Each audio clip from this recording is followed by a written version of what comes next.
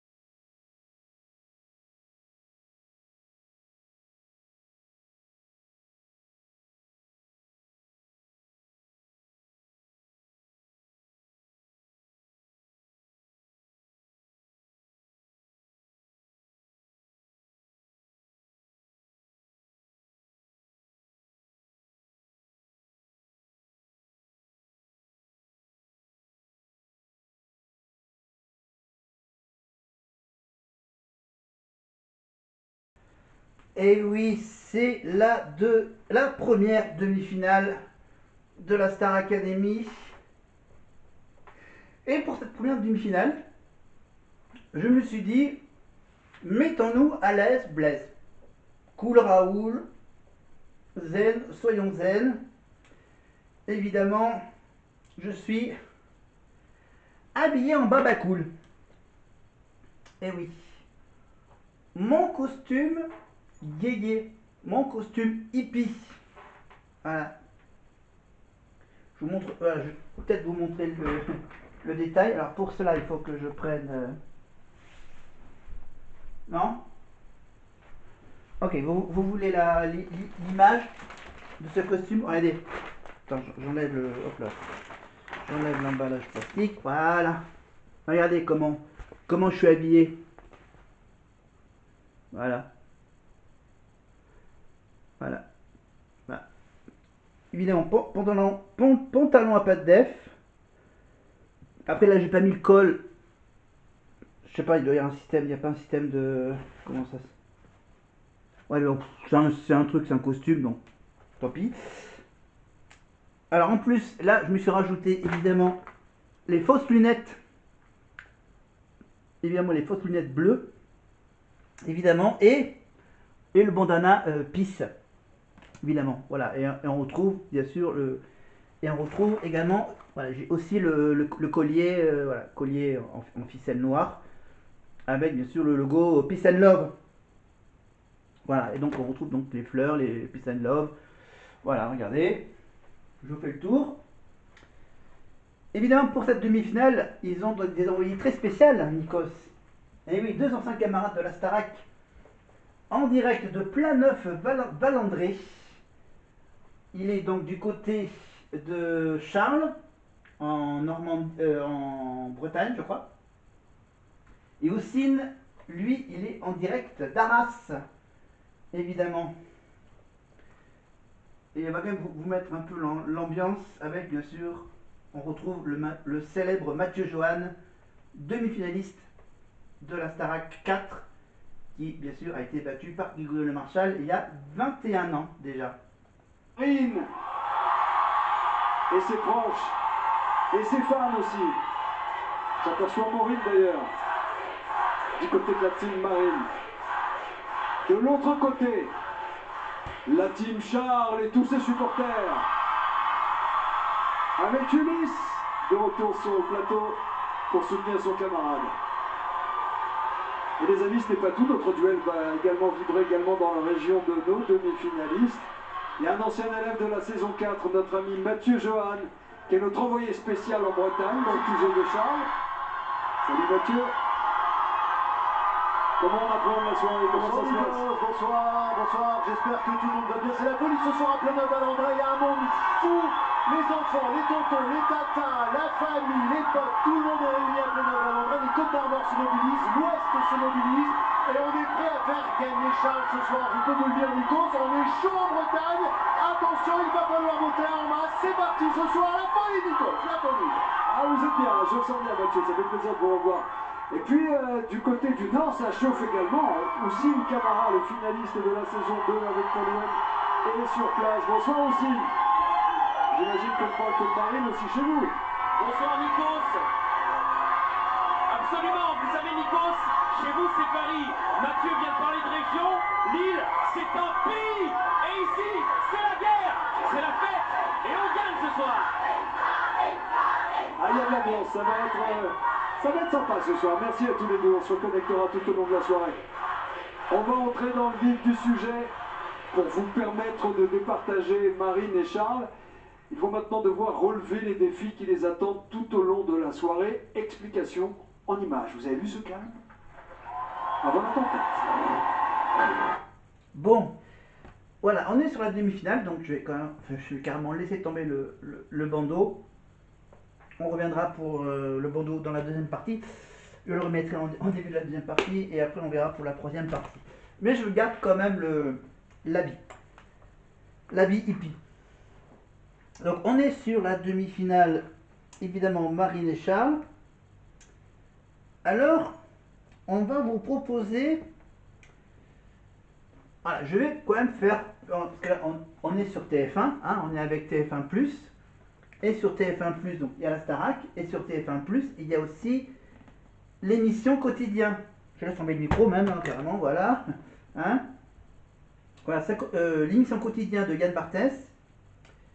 Donc, l'émission Quotidien, donc, avec la société de production Bangoumi, Bangumi, il y a les podcasts, évidemment, il y a le podcast, il y a plein de podcasts de quotidien. Et il y a un podcast que j'aime beaucoup qui s'appelle 50 States. Voilà, les 50 États des États-Unis d'Amérique. Donc ils font des podcasts.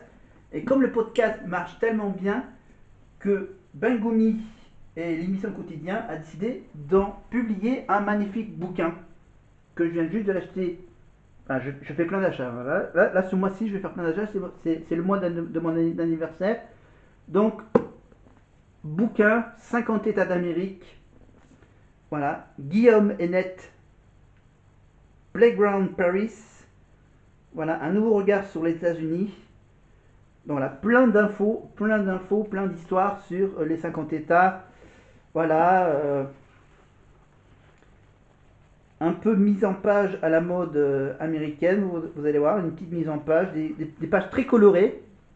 Voilà, je vous fais un petit aperçu rapide, l'éventail, des couleurs.